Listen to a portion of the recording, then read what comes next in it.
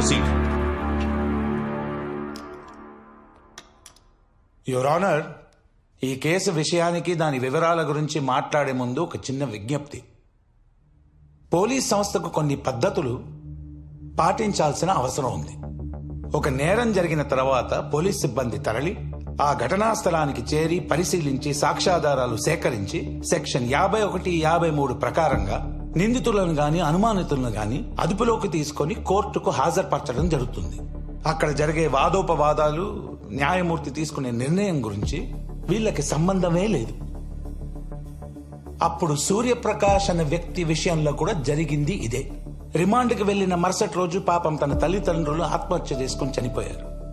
సంవత్సరం తర్వాత తన ప్రేమించిన అమ్మాయి వదిలేసింది.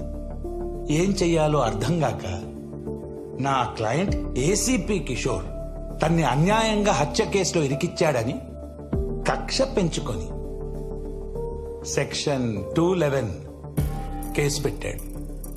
అరెస్ట్ చేసే పోలీస్ సిబ్బందిపై ప్రతి ఒక్కరూ కేసులు పెడుతూ పోతే పోలీసు ఉద్యోగులు, లాయర్లు, న్యాయమూర్తులు పనిచేసేదిలా? కాబట్టి తక్షణమే ఈ కేసుని డిస్మిస్ చేసి కోర్టు వారి అమూల్యమైన సమయాన్ని కాపాడవలసిందిగా కోరుకుంటున్నాను. Thank you. Objection your honour. ఎవరు ఎవరిని టార్గెట్ చేశారో ప్రూవ్ చేయడానికే నా క్లయింట్ సెక్షన్ 211 కేసు వేశాడు. ఫాస్ట్ ట్రాక్ కోర్ట్ ఆ రోజు నా క్లయింట్ ని విడుదల చేస్తూ విచారం వ్యక్తం చేసింది. Police records, jail records, court records, public media, social media, electronic media, web media, వీటన్నిటిలో అక్యూజ్డ్ బండి సూర్యప్రకాష్ ఉంది. దాన్ని చెరిపేయగలరా? Do you have any proper evidence? Yes sir. First eyewitness చంద్రయ్యని విట్నెస్ బాక్స్ లోకి పిలవాల్సిందిగా కోరుతున్నాను యువర్ ఆనర్. చంద్రయ్య, చంద్రయ్య, చంద్రయ్య.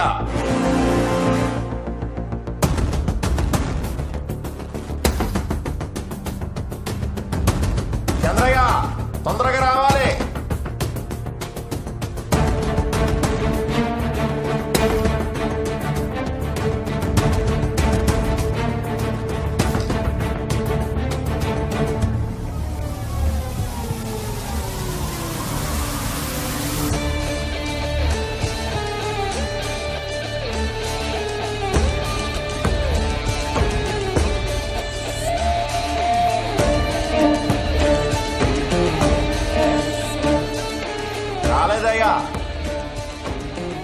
ఏంటమ్మా, అతను రాలేదా?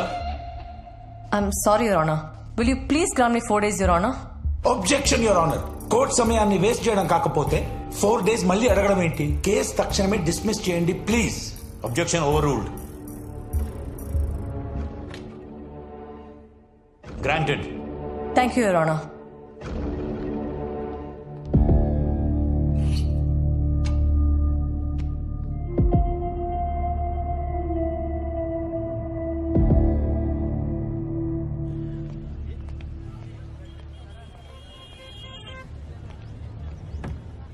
వాళ్ళిద్దరు ఫోన్ ఎత్తట్లేదు. అసలు ఏం జరిగిందో అర్థం కావట్లేదు.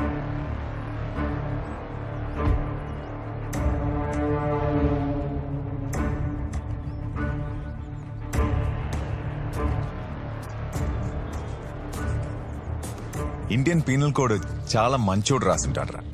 అందుకే నువ్వు బయటకు వచ్చావు. యాక్చువల్లీ నాలాంటోడు రాసుండాల్సిందే. అస్సలు నువ్వు బయటికి వచ్చేవాడివే కాదు. పోలీసోడి మీద కేసేంట్రా? ఏంటది? 211. సెక్షన్ 211. రే, ఇక్కడ చట్టాలు చేత కానోడి మీద వాడడానికేరా. పవర్లో ఉన్నోడిని ఏం పీకలేవు. యాక్చువల్లీ నువ్వు ఎవరో తెలియకుండానే 5 years లోపల వేశాను. నా గురించి తెలిసి నా మీద కేసు వేశావు. Count your days.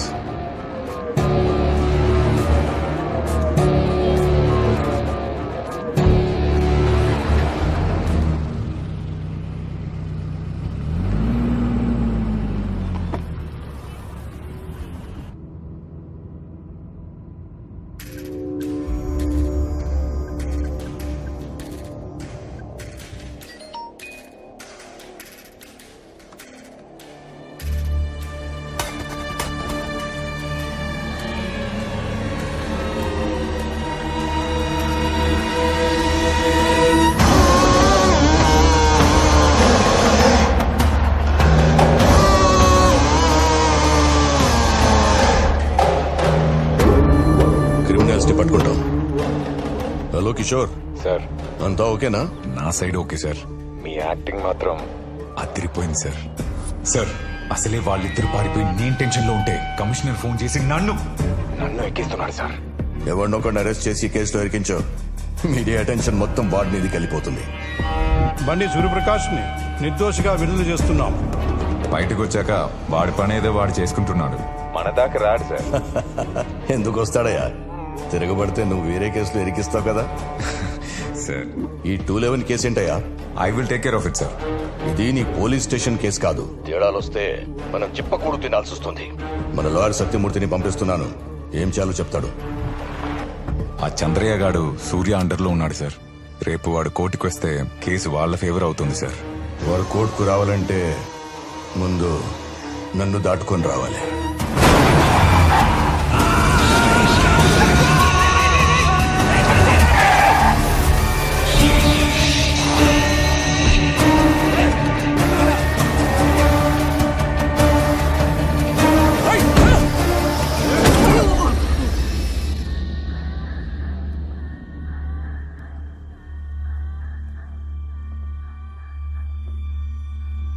Chandanagar Janata bar లో జరిగిన దొమ్మిలో చంద్రయ్య అనే వ్యక్తి దారుణ హత్యకు గురయ్యాడు. అతను సూర్యప్రకాష్ వేసిన సెక్షన్ 211 కేసులో ప్రధాన సాక్షిగా ఉన్నాడు. ఈ పరిస్థితుల్లో అతన్ని ఎవరు చంపారు, అసలు ఏం జరిగిందని పోలీసులు పలు కోణాల్లో విచారణ చేస్తున్నట్లు తెలుస్తోంది. ఇది కిషోర్ పనే లాయర్. చంద్రయ్య సాక్ష్యం చెప్తే రాజగోపాల్ గారిని వాడే చంపించాడని అందరికి తెలిసిపోతుంది. అందుకే చంపించాడు. మరి 5 ఏళ్ల క్రితం ఏ కేసులో అడ్డొచ్చాడని వాడు రాజగోపాల్ గారిని చంపించాడు. అసలు మిస్టరీ అంతా రాజగోపాల్ గారి హత్యలోనే ఉంది. అది తెలియాలంటే రాజగోపాల్ గారి హత్య జరిగినప్పుడు ఏం జరిగిందో తెలియాలి.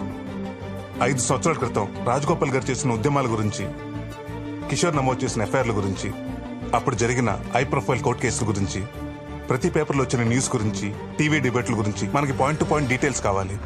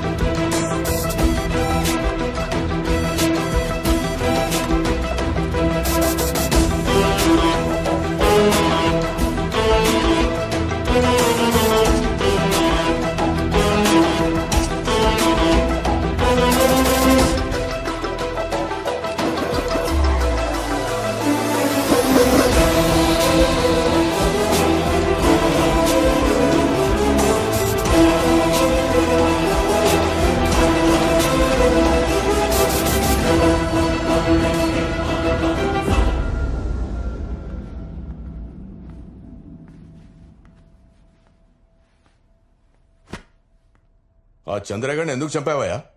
తాగపోతున్నాయాలు. ఆ రాజగోపాల్ని నేనే చంపించానని వాళ్ళ దగ్గర వాగాడంట. బయట ఎక్కడైనా వాగాడని ఏంటి guarantee sir?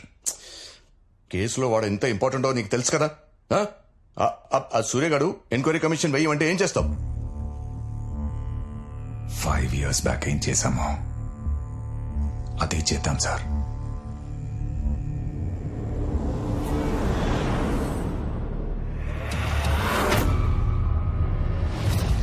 అలాగేలాగండి? Government land government కొనుక్కోవడం ఏంటండి? ఇదో పెద్ద స్కామ్. ఏదైతే ఎలక్ట్రానిక్ హబ్ కోసం 100 ఎకరాలు పూలింగ్ చేసామని చెప్తున్నారో అది గతంలోనే పేదవాళ్ల కోసం ప్లాట్లుగా చేసి పంచిపెట్టేశారు.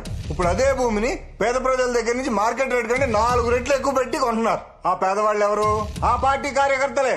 ఇందులో కొన్ని వేల కోట్ల స్కామ్ జరిగింది. ఇదంతా ఎవరు చేస్తుంటారు శివరాం గారు? ఇంకెవరండి? సంవత్సరం క్రితం ఎవరైతే పట్టాలు ఇచ్చారో వాళ్లే ఈ ల్యాండ్ స్కామ్ చేశారు అని క్లియర్ గా అర్థమవుతుంది. దీని మీద మేము ప్రజలతో కలిసి నిరసన వ్యక్తం చేయబోతున్నాం. చూస్తున్నారుగా ఆ శివరాం గారిని. వాడు అదే పనిగా ల్యాండ్ స్కామ్ సిబిఐ ఎంక్వైరీని గోలగోల చేస్తున్నాడు. ఆ శివరాం గాడు అంతేనయ్యా, కొత్త టాపిక్ దొరికేదాకా దీన్నే పట్టుకొని వేలాడుతుంటాడు. కొత్త టాపిక్ ఇచ్చేస్తే పోలా? కొత్త టాపిక్ అంటే చంపేయాలి. ఎవరిని? రాజ్ గోపాల్ని. అతనెప్పుడు చట్టం జనం న్యాయం అంటూ తిరుగుతూ ఉంటాడు.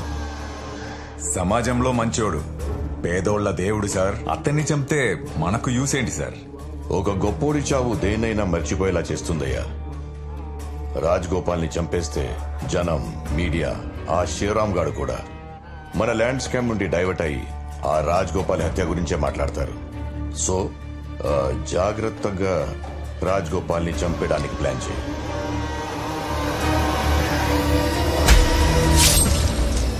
అలా ఎలా అండి? ఏం చేస్తుంది ఈ ప్రభుత్వం? మాలాంటి నాయకులకు రక్షణ లేదా? దీని మీద ప్రభుత్వాన్ని నిలదీస్తాం. రాజగోపాల్ చౌక్ న్యాయం జరిగేలా చూస్తాం. నల్లగండ్ల ల్యాండ్ స్కామ్ ఇష్యూని డైవర్ట్ చేయడం కోసం ఏ సంబంధం లేని రాజగోపాల్ గారిని హత్య చేశారు. ల్యాండ్ స్కామ్ న్యూస్ లాస్ట్ పేజ్కి వెళ్ళింది. రాజగోపాల్ గారి హత్య మెయిన్ న్యూస్ అయింది. నన్ను అరెస్ట్ చేయగానే అన్ని ఛానల్స్ లో నా న్యూస్ బ్రేకింగ్ న్యూస్ అయింది. Land scam news district edition లో కూడా లేకుండా పోయింది.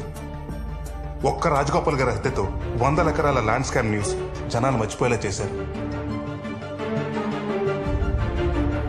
ఇదంతా ఎవరు చేస్తుంటారు శివరాం గారు? ఇంకెవరండి? ఆ భూముల సంవత్సరం క్రితం పేదవాళ్ళకి పంచి ఇచ్చిన వారు ఇదంతా చేస్తున్నారు. పట్టాలిచ్చింది అప్పటి హోమ్ మినిస్టర్, ల్యాండ్ స్కామ్ చేసింది అప్పటి హోమ్ మినిస్టర్ నాగేందర్ అండ్ వాడి తొత్తు సిఐ కిషోర్. ఇదంతా చేసింది. అంతా కరెక్ట్ గానే ఉంది, కానీ దీన్ని కోర్టులో నిరూపించడం ఎలారా?